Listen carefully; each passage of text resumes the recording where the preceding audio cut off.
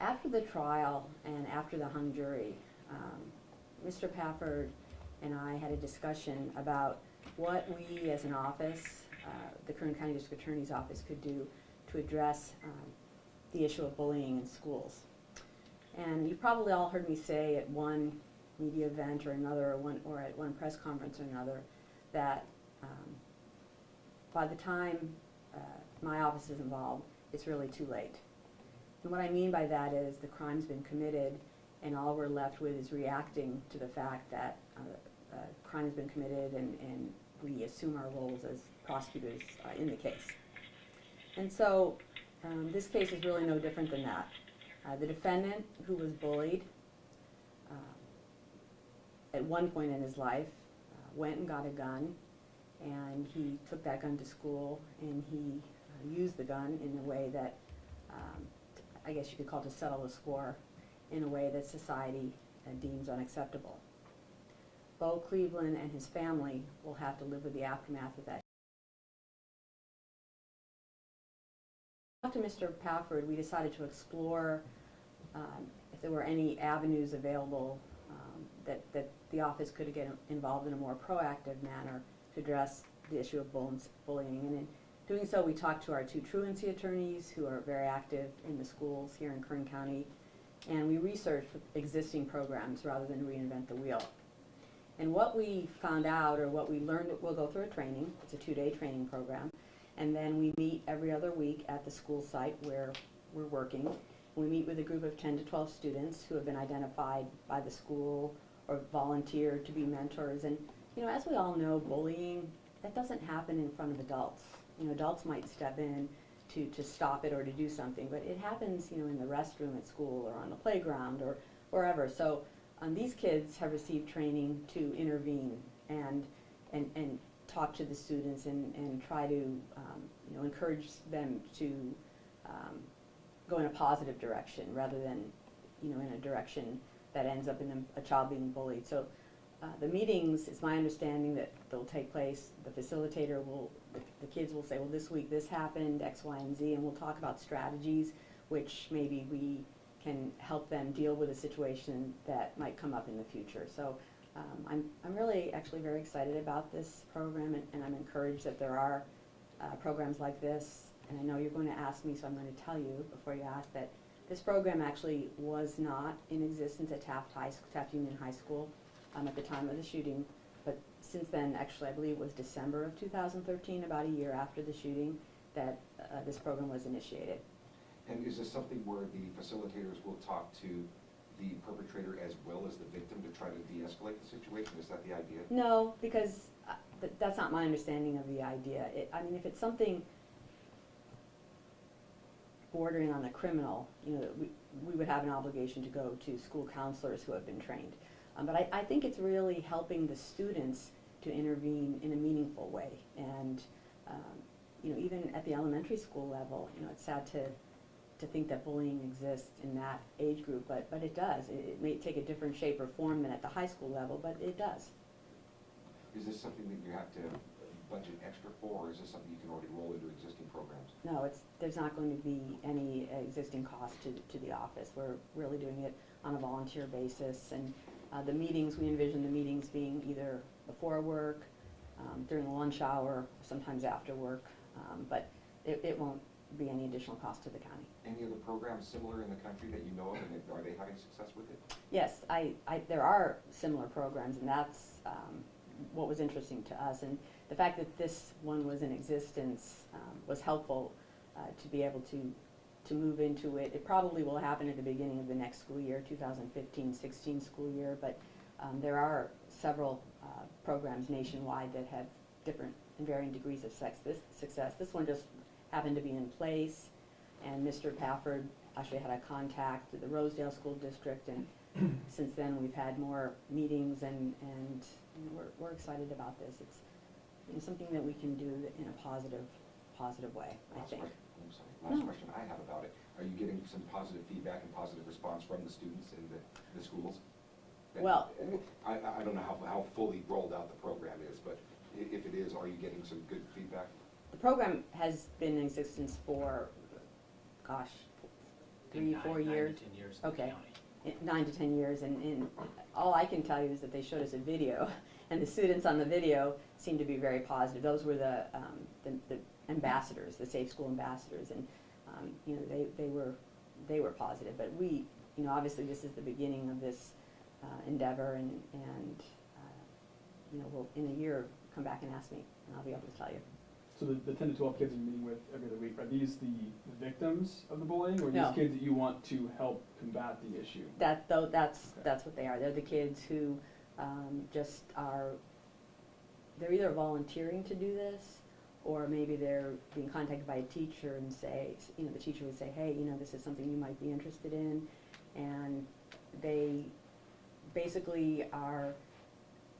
As I said, they're the ones that are out on the campus that may see something, and before maybe they would have walked by, or you know, it's none of my business, it's not my problem, and now they're actually trained, you know, through this program to intervene, to not walk by, or to say, you know, there's resources for you. Let's go talk to the counselor, or let's go talk to a teacher, that kind of thing.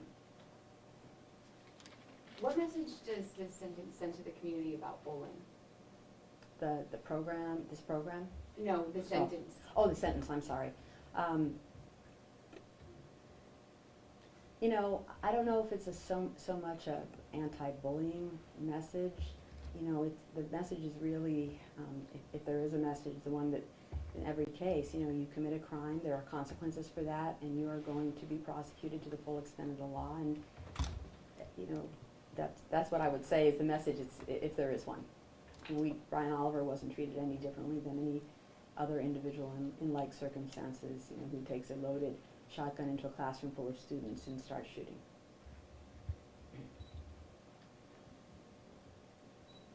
And unless anybody's got, I'm going to talk to Mr. Pafford just about the sentencing and so forth, and your thoughts on the term given. Just say and spell your name in case I don't end up writing it. Mark Pafford, P-A-F-F-O-R-D. And your thoughts on it was a predetermined sentence. That's due to correct. The plea deal. But are you satisfied with the 27 years, 4 months?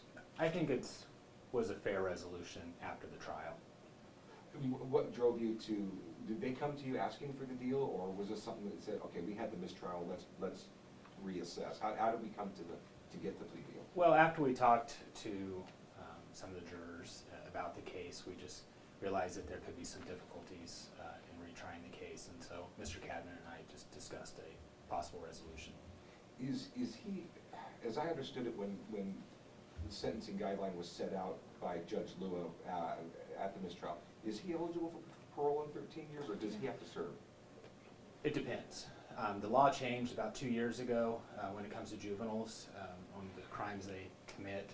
Even if he would have been convicted and received a sentence of, say, 45 to life, which could have been as charged originally, he would have been eligible for a juvenile parole hearing at 25 years. But in the sentence that he received today, he'll be eligible for a parole hearing at 15 years, with total credit served at 15 years. That doesn't mean he's necessarily going to get out, but he'll have a full parole hearing, and they'll discuss how he's been doing in prison, the impact on the victims, and a variety of factors. So that decision has not yet to be made. And should he be granted parole, would it be like a lifetime or 5 years? No, it would be, I believe he would be on parole for the remainder of his term. Okay. And how is the family of Mr. Cleveland and the other kid escaped? Mr. Nichols. Yes. Mr. Cleveland's family is doing okay. I think Bowe's, as you've heard from Rob, he's going to survive, and he's a survivor, and he's going to not let this defeat him. They're okay with the plea. They didn't want to go through another trial, so they're okay with the plea. So you talked to them before you went ahead with this deal? Yes, I sat down with Mr. Cleveland before this offer was even conveyed and discussed the options that we had. Tell me about just going through the trial. It was long. Is this these kinds of trials, are they tough? You know, from a prosecutorial standpoint, because there is a lot of emotion involved on both sides. Sure. I mean, long trials are tough on everybody. What were some of the specific difficulties you had? I know you said you talked to jurors and realized there were some obstacles. What were some of those? You know, it was the sympathy that Mr. Oliver had with some of the jurors was a difficulty that we didn't really anticipate. where he'll serve his sentence? You know, I don't. He'll probably go to Wasco State Prison, and then from there he'll be shipped out. That'll be up to Department of Corrections. But it will be an adult facility, not. Correct. Okay. Yeah, since he is an adult now, he will go to an adult facility. You think that the the complicated nature of the science that was discussed on a lot of the days during the witness testimony, do you think that that helped or hurt the state's case? You know, I don't think it hurt our case at all. I think at the end, you know, the defense was on the defense side that he was in a blackout, and I think that was clearly combated, and we were able to show that he was not in a blackout. So I don't think that any of the science hurt the state's case at all.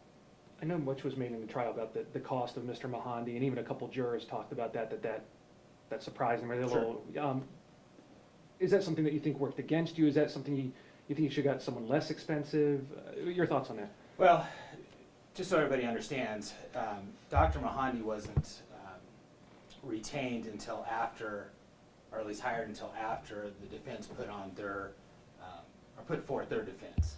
So I would not have been able to put on Dr. Mahandi or any of his testimony unless the defense put on their evidence or their defense of him being in a blackout. So once I learned that was going to be the case, then I wanted to, in my opinion, get the best person out there. And I believe Dr. Mahandi is a national expert in school violence, and so I believed in this case it warranted his retention. I know you can't speak on behalf of the defense, but why do you think the defense did take a plea deal after the first trial, the hung jury? Any idea? That you'll have to ask Mr. Cadden. Do you feel that the sentence is justice? In the end, I believe it is a fair resolution. I mean, we charged him with attempted murder, and that's what he pled to. So he pled to what we charged him with. So I think it's a fair resolution. Now, will there be like anger management classes, you know, things to get this under control, get his demons, for lack of a better way to put it, under control, or is he just going to go in, serve the time, and get out?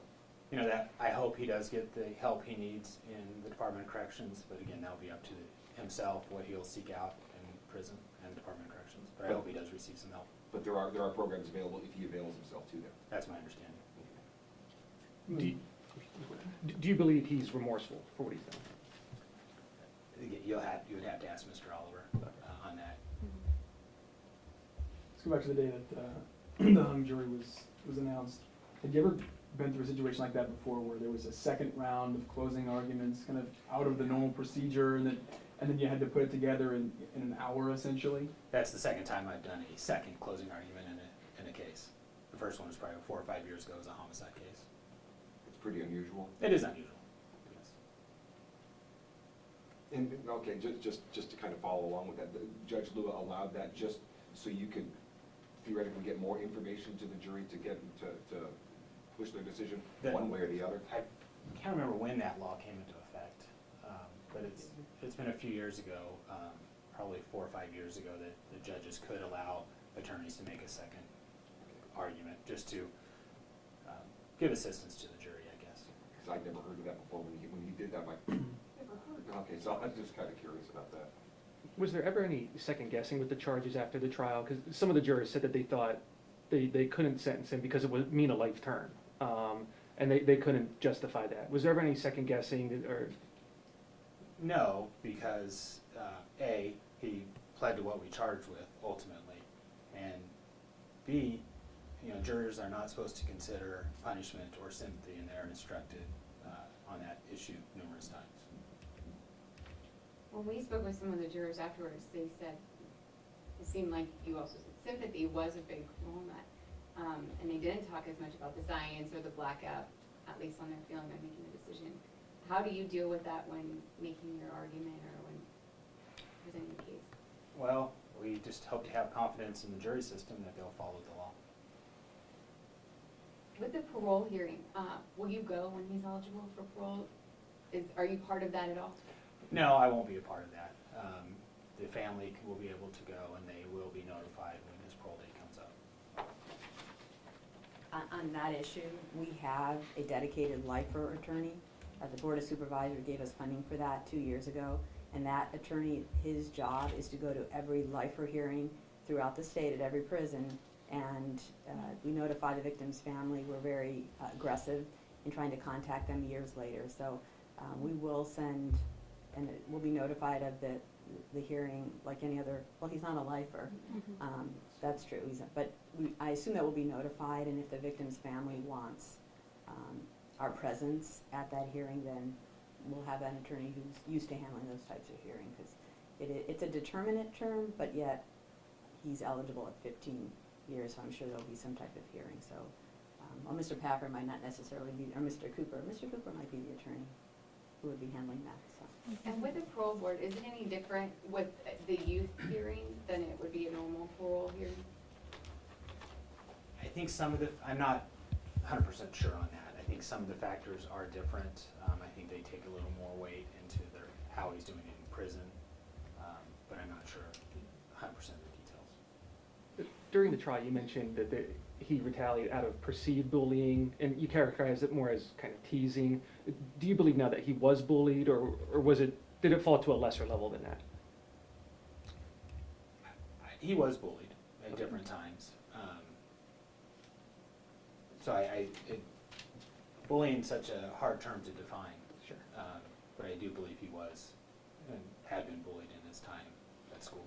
How much did bullying and the factor of that, against knowing that was going on in school and whatnot, how much do you think that helped make a decision in the plea agreement? I guess on your side, did that play a factor of not wanting more time, or? We didn't really I don't believe we considered that. It was more some of the difficulties that we thought we might face in a second trial, and the fact that the Bowe Cleveland's family really did not want to go through a second trial again. And was another part of it, even though there was a gag order, we were in and reporting on it, independently. Would it have been tougher to get another jury because of the media saturation? I think so. I think so. You mentioned that the sympathy the jurors felt. Was there any one piece of witness testimony or evidence that you felt really kind of set the course for the rest of the trial, at least with the feelings on the jury? I'm not sure what the jurors, hung their hat on the ones that had problems with the sympathy, or they possibly had problems with it. I'm not sure what they hung their hat on. I mean, in your mind, was there a day that things changed significantly one way or the other? No, I mean, we anticipated this would be, that was their defense, but it was also my motive. So. But you can't point to a situation where you can pretty much see how a trial telegraphs a lot of the time. You can think, oh God, this is going to end up causing a hung jury, or this is going to end up conviction. But you couldn't really point to one particular point. No. How much was the jury split? I know that they I talked to 2 jurors for about 2 hours after the trial, and then I had a third juror call me 2 days later.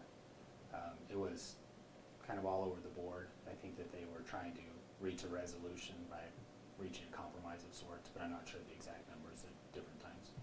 Do you think the jury did their due diligence, though? I mean, or did they just throw their hands up and walk away from it? I mean, did they try? I wasn't in the deliberations, so. Okay, well, in the talks afterwards, what was your impression? They spent, 3 to 4 days deliberating. I'm sure they were working hard. How long is this going to stick with you? I mean, these cases are emotional, they drag out for a long time. What are you going to remember of this case in 5 years from now? Well, I'm already looking for my next case to pick up, so, but this whole case, I'll remember this case for a long time. What'd you learn from it? I learned that that Mr. Oliver had more sympathy than we anticipated. I learned that I would try it the same way if I had to try it again. So if it had gone back to trial, you wouldn't have changed anything, any tactics? I would have done the same thing as I did the first trial. I'm good. Okay. All right. Well, thank you all for coming, and appreciate your being here today, and that'll be the end of it. Thank you very much. Thanks very much. Thank you. Thank you.